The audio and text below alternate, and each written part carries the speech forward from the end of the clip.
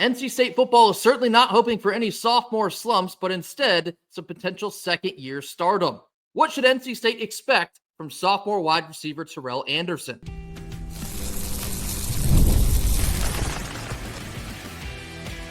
You are Locked On Wolfpack, your daily podcast on the NC State Wolfpack, part of the Locked On Podcast Network, your team every day. What's up, Wolfpack Nation? It's time to get locked in with Locked On. Thanks for making Locked On Wolfpack your first listen each and every day. We are free and available wherever you get your podcast and on YouTube, part of the Locked On Podcast Network, your team every day. Happy Tuesday to all. As always, I'm Grayson Boone, flying this thing solo for you here on Tuesday. Kenton is on the West Coast. He's a little bit tied up with work right now, but had to get back in front of y'all here on Tuesday. Obviously, we have much to discuss. 9 days away from kickoff. It's inching closer and closer. I'm about tired of talking. I'm just ready to put the football down. But today we're talking Terrell Anderson. So fitting that we're 9 days away. He will wear the number 9 jersey this year. He changed his number from 80 to 9 here in 2025.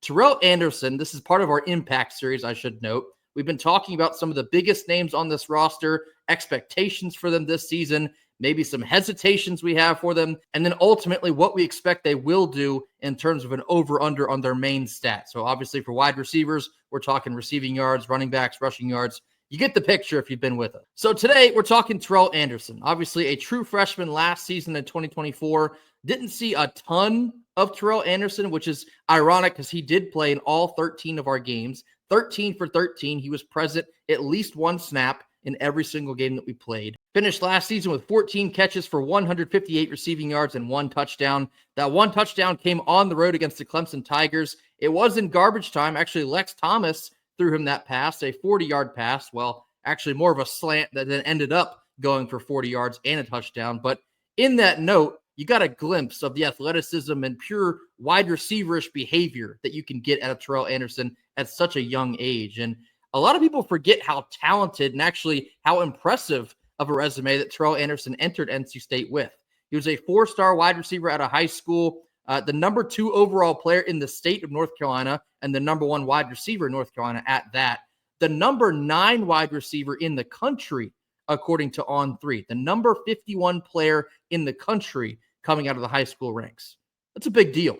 That's actually good for a top 5 wide receiving recruit of all time for NC State, at least recorded history. I'm sure Torrey Holt would have been a 5-star back in the day as well, but Terrell Anderson, a 4-star recruit, one of the highest wide receiving recruits we've ever landed with the Wolfpack.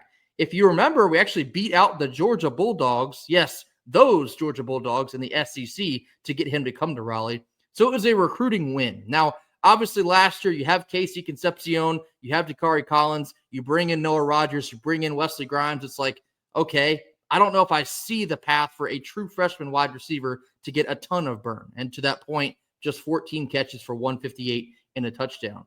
But it poses such an interesting question for NC State this year in 2025. KC gone, Dakari Collins is gone, and you're looking for Noah Rogers and Wesley Grimes to level up. But does that present the opportunity now for Terrell Anderson to play maybe in the slot? Could Terrell Anderson be the starting receiver in the slot position? I actually am inclined to believe that he will be. I understand that Terrell Anderson's been taking a large amount of snaps in fall camp as an outside wide receiver, which doesn't exactly come as a surprise because that is who he was when he entered NC State. If I'm the offensive staff and I'm Kurt Roper, and maybe even if I'm CJ Bailey, I'm looking at the raw talent that Terrell Anderson has, the little bit that he put on tape last year, and I'm saying to myself, I could use some of that in 2025. I could use him as a slot receiver. It's just an additional threat that you also have to defend against a Justin Jolie, a Noah Rogers, a Wesley Grimes, and then including Hollywood Smothers in the backfield.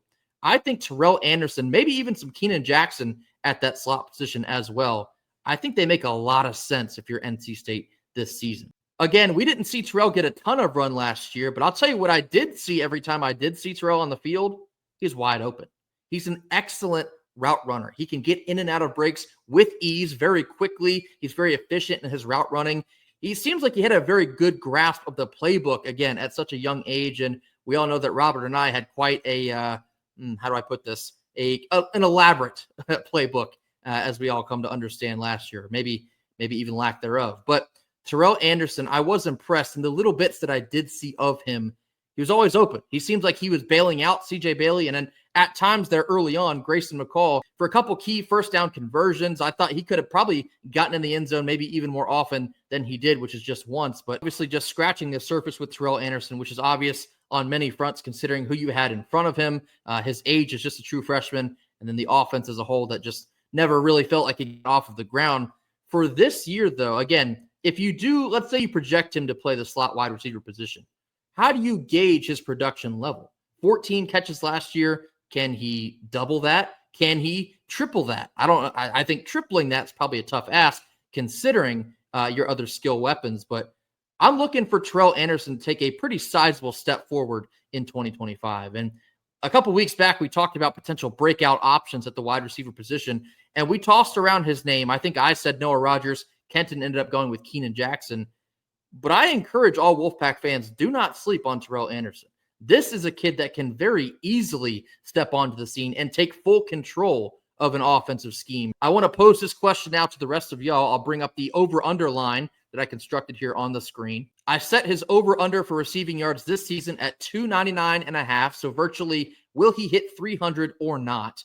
A lot of you might think this is low, and actually me looking at it, I also think this is low. I think a lot of Terrell Anderson. I think if he does take the sizable leap that I think that he can/will, I think he's going to clear this mark. I'm going to go over on 299.5. He might even do it by a lot. Shout out to TLB, Trevor Lacey's burner. He actually said the exact same thing. He thinks he's going to clear this mark by a lot. And I'll tell you this much, it would not surprise me at all. So let me know what y'all think in the comments. How do you gauge Terrell Anderson's production level in 2025? Will he take a massive step forward? Will it be more of the same? He's got several guys in front of him in terms of Noah Rogers, Justin Jolie, and Wesley Grimes. Those are going to be the three main mouths to feed, obviously, through the air raid offense. But can Terrell Anderson take a sizable leap forward, or maybe he just is the breakout wide receiver this year? Coming up next, we're going to be talking about the number 1 jersey that was finally awarded to one specific player on Tuesday. I'll tell you why it's important and why it was the right choice after a quick word from our sponsors. This Tuesday episode is brought to you by PrizePicks, the daily fantasy platform that lets you turn your football predictions into real rewards. The preseason is already heating up, and college football isn't that far behind. Whether you've got your eye on big-name quarterbacks or breakout running backs, PrizePicks makes it easy to get into the game. Something else you can put in the comments, give me your thoughts on the upcoming NFL season. Who are you most excited to watch if you follow an NFL team? Maybe you're following some Pac pros in the NFL. What are your expectations for a guy like Russell Wilson? Maybe you can parlay those thoughts into some play on PrizePicks. The flex option is a total game changer on PrizePicks. Even if one of your picks misses, you can still double your money. PrizePicks puts their members first, and so all withdrawals are fast, safe, and secure. It's super easy to use and even more fun to enjoy. Download the PrizePicks app today and use code LOCKEDONCollege to get $50 in lineups after you play just your first $5 lineup. Yes, that's right. If you use code LOCKEDONCollege, you get $50 in lineups after all you have to do is place just a $5 play. Head on over to PrizePicks today and enjoy yourself. PrizePicks, run your game. Our second Tuesday sponsor is actually one of my favorites ever. If you're trying to stay on top of your routine, whether that's workouts, long days on campus, or staying focused in back-to-back classes, hydration is where it all starts. And that's where DripDrop comes into play. When I'm on top of my hydration, I notice that everything works better. My energy, my mood, my brain focus, even my skin. Sometimes I got that, you know what I'm saying? Okay. But getting enough fluids each and every day, it isn't always easy. That's why me personally, this is something I use almost every day, DripDrop. DripDrop is doctor-developed and scientifically proven for fast hydration. It uses the perfect balance of sodium, electrolytes, and glucose to help your body absorb fluids quickly, delivering 3 times the electrolytes and half the sugar of your leading sports drink. My favorite flavor is watermelon. I'm a watermelon guy. I love watermelon in general. You put watermelon flavor in anything, I'll be more inclined to get it. And that's where DripDrop, they go ahead and take my money every time. Head on over to DripDrop.com today and get you some DripDrop. Right now, DripDrop is offering Locked On listeners 20% off of your first order. Head on over to DripDrop.com and use promo code LOCKEDONCollege. That's LOCKEDONCOLLEGE at DripDrop DripDrop.com. That's DripDrop.com, promo code LockedOnCollege for 20% off. Stock up now before the heat hits hard. Middle portion of our Tuesday show, Kenton and I talked about this actually months ago. I think it was maybe even in the dead of the summer.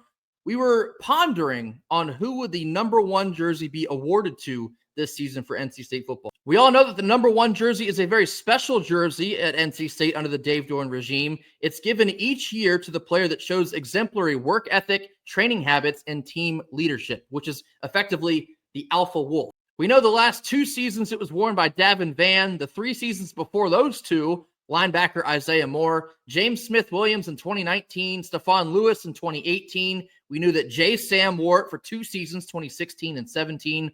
Hakeem Jones in 15, and Jarvis Byrd was the inaugural jersey wearer way back in 2014. This number one jersey is a really big deal. And sure, to some, it's just a number. It's just a jersey. Get out there, make some plays, and make something happen. But I'll take it just a couple steps further for you. Leadership and embodying leadership is something that this team, specifically this team, needs to have in 2025. The absence, I don't want to say absence, but you could feel at times last year there was no true leader. And I'm not denigrating Davin Vann at all. He certainly had his hands full on the defensive line, but it felt like at times you could feel the absence of a Peyton Wilson in the linebacking core. You could feel the absence of a true leader because Grayson McCall got injured very early in the season. The absence of leadership, it felt like it allowed our proverbial ship last year to sway and rock in the waves until eventually we tipped over and we went 6-6. The leadership on this team is going to be paramount in 2025 because you still have a lot of young guys on both sides of the ball, and you're going to need a senior leader like Caden Fordham to steady that ship, to keep guys even keel, no matter what, the highs and the lows. This is the standard. Our standard is the standard, and we will not stray away from that standard. Caden Fordham is the perfect example of this, not just because he's a middle linebacker, not just because he's a senior, but because of what he has gone through and what he's learned from, who he's learned from over the course of his NC State career. Obviously, he's been here for the Peyton Wilson years. He's played with guys like Isaiah Moore. He knows what it takes and what an alpha wolf on this team looks like. He's learned from some of the best. And Caden Fordham, enduring what he went through last year, tearing his ACL about midway point of the year, miraculously, at least in my opinion, he's back at full health for game 1 in, 10 months. Again, Kenton likes to say some new ACLs these days. It feels like pure medical magic to me. Caden Fordham is ready to be back inserted into the lineup, and you cannot overstate the importance of what that means, much more than just a production level on the field. I was actually lucky enough to speak a little bit with Caden Fordham a couple weeks ago, actually about a month ago at ACC Kickoff. He was obviously one of our 4 representatives, and I asked a good bit about the mental side of recovery process and what keeps you grounded, what keeps you focused, what kept you in the fight to work so hard to get back at full health right here before the season began. And he talked a lot about his teammates, and he talked a lot about how he learned to be a leader through a different lens last year because he couldn't be on the field in the back half of the year. He spoke a lot about how his teammates kept willing him back in the fight, willing him through the recovery process. And the strength and conditioning staff at NC State, we all knew this already, but Coach Thunder does an outstanding job, not just with keeping these guys healthy in general, but the rehabilitation process as well. Caden Fordham talked about how he learned a lot about being a leader from a different lens. And that was learning how to be a consistent leader from the sidelines last year, not always right in the middle of the mix. And he spoke some about kind of stepping into the role of a coach almost instead of just a teammate, teaching guys instead of just expecting them to make the plays alongside of him. And in my opinion, as bad of an experience as that is, as tough as the road he had to go through was, I think that will only make him a better leader this year. Now, obviously, I wish that he never had to be injured last year because we really could have used him, but the invaluable lessons that I'm sure that he's ready to bestow upon the rest of the team this year, I think you're going to feel it as soon as week 1. I think you're going to see his intensity level higher than what you've seen the last couple of years. And he was our leading tackler before he was injured last year. Have to imagine that he would have been the leading tackler all throughout the rest of the way if he was healthy. And I fully expect him to be the leading tackler this year as well. Caden Fordham is the right choice for the number 1 jersey this year. And I was reading some of the article posted from Pack Football today about what it means to him. And he says that he's going to do everything in his power to make sure that this jersey gets honored the way that it's supposed to be. I fully believe. Caden Fordham will wear the number 1 jersey for NC State this fall in 2025. In my opinion, I don't think you could have made a better choice than that. He's also up for Comeback Player of the Year award. It's so fitting for Caden. His last year running with the pack, he's going to be in the middle of this defense. I'd be on the lookout for a very special year from number 1 now. That's linebacker Caden Fordham. And coming up next to round out our Tuesday show, I'm going to touch on some mailbag questions from the end of last week. This comes after another quick word from our sponsors. Our third Tuesday sponsor is OpenPhone. If you're running a business, every missed call is money left on the table. Think about the last time that you needed a service. If the first person didn't answer, did you wait? Probably not. You moved on. That's why you need OpenPhone. You never miss an opportunity to connect with your customers. OpenPhone is the number 1 business phone system designed to streamline and scale your customer communications. Do you juggle 2 phones? You got 2 phones, Kevin Gates, you know what I'm saying? One for the, never mind. You juggle 2 phones just to keep business and personal calls separate. OpenPhone has now solved that problem instantly. Your whole team can share one number and respond to customers like a shared inbox. No more looking around the office and wondering who's going to take care of this voicemail because I don't want it to be me. No. Everyone can take control of the situation now. And there's also an AI agent that handles after-hour calls, answers common questions, and captures leads so you never miss a customer again. See for yourself why over 60,000 businesses trust OpenPhone. They're offering Locked On listeners 20% off for your first 6 months at openphone.com/LockedOnCollege. That's OpenPhone, OpenPhone, openphone.com/LockedOnCollege. That's LOCKEDONCOLLEGE, Locked On College. They'll even port over your existing numbers for free. Can it get any better than that? OpenPhone, no missed calls, no missed customers. All right, last couple minutes of our Tuesday show. Had a couple mailbag questions I wanted to dive into. Here we go. First one here comes from Matt Gray. They say, the problem with how many wins satisfy the fans is that how college football has changed. If we went 7-5 a couple years ago, people would be like, wow, we hit 7-5 with all these underclassmen. All these guys are going to come back, and next year they'll be upperclassmen, and then we're going to dominate. But with the transfer portal now, 7-5 feels like, oh man, the bigger teams are going to poach our talent. We'll be stuck with the ones we don't want, and next year will somehow again be a rebuilding year. This year's success used to show you what next year's success might be, but now every year feels like a brand new proposition, unquote. So yeah, and this is a common sentiment being passed around the last couple seasons amongst the talking heads in college football, not just football, but basketball and baseball as well. The landscape of college sports now, it's extremely year to year, and that's in terms of players, even coaches, the entirety of a roster. You can no longer bank on, man, this freshman quarterback was pretty good for us in year 1. I can't wait to see what he'll look like in year 3 and year 4. Once he gets to be a senior, he might even compete for the Heisman. Well, we now live in a world where he might not even make it to year 2 because of how well he played in year 1. That's just the way of the world, unfortunately. And I certainly sympathize with those that cannot stand the way things go now in terms of the portal and NIL, and it gets into an arms race and a bidding war. I go back and forth. At times, I hate it too. I think there's a lot of upside, but it just kind of depends on how it all shakes out. You cannot bank on any of your top-level players returning, and that is a little bit scary for, I think, especially a fan base like ours, because we have been essentially conditioned at times to expect the worst. And something that Kenton and I have talked, fairly extensively about the last, 2.5 years we've done this together. A lot of the mindset around being an NC State fan, it's still a work in progress, but it needs to change. NC State can have nice things, and just because we haven't historically had great things, it doesn't mean that we never will. But I'll save the rest of that soapbox for another time. But what's interesting now is because you could have a team like, let's take Arizona State last year. They were actually projected to finish DFL, dead last in the Big 12, but they didn't do that, did they? They won the Big 12. They won the Big 12 conference title, and then they were the 4 seed. I think they were the 4 seed. They were in the college football playoff, and they had an automatic bye.